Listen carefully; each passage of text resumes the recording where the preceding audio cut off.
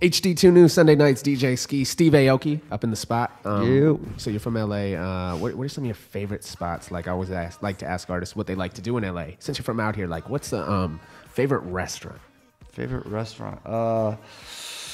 Well, I guess I should shout out my restaurant. Oh yeah, that might help, right? I got a restaurant called Shin Barbecue, Korean barbecue. Right, I forgot. Yeah. It's on Selma and Wilcox in Hollywood. Nice. And why should people go there? Well, for What's one, the special, or what should I order when I go there? What's the specialty dish? the bone out. Okay. The bone out is amazing because it's a homemade recipe. Mm-hmm. It's a homemade kind of passed down traditional Korean recipe, and like a bunch of our friends got together and we backed this guy's recipe and this guy's idea. It was actually Snoop Dogg's old studio.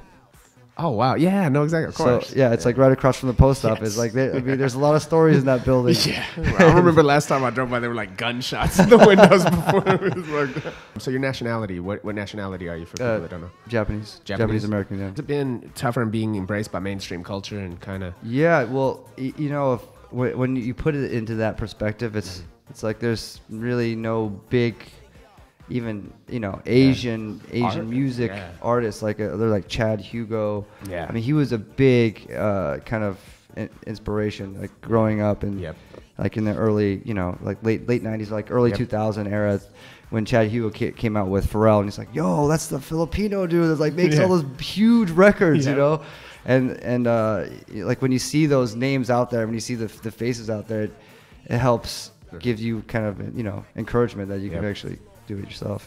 Like I watched this thing, P Diddy does these weird like YouTube things, and I actually watched one with him interviewing Lil Wayne, and it was like generic, but it was so on point. It was like Lil Wayne's like, yo, just do your own thing, do exactly what you know how to do it. Don't try to copy someone else, because if you try to copy, it's gonna look like a copy. Great. Just do your own thing and be yourself, and if your thing is being really unique and weird in this way, just keep focusing and building on that, and eventually you'll be the face of that movement or the sound. Crazy. Where's your favorite place to play in the world? Oh man, well next week I'm going to Australia. Nice. Doing a little tour out there for the We Love Sounds tour. And we have our own Dimax stage, which with our own artists with Crookers and Joakim Garud and Felix Cartel, Sonic C, Autoerotic, and I'd say Australia is probably my favorite country. So what is next for Steve Aoki? What's next? I got the Australia tour. I'm excited about this Friday night residency at Surrender in Vegas, and bringing dance music to Vegas properly. So that's gonna be interesting in a massive club like that. So we'll see how that goes.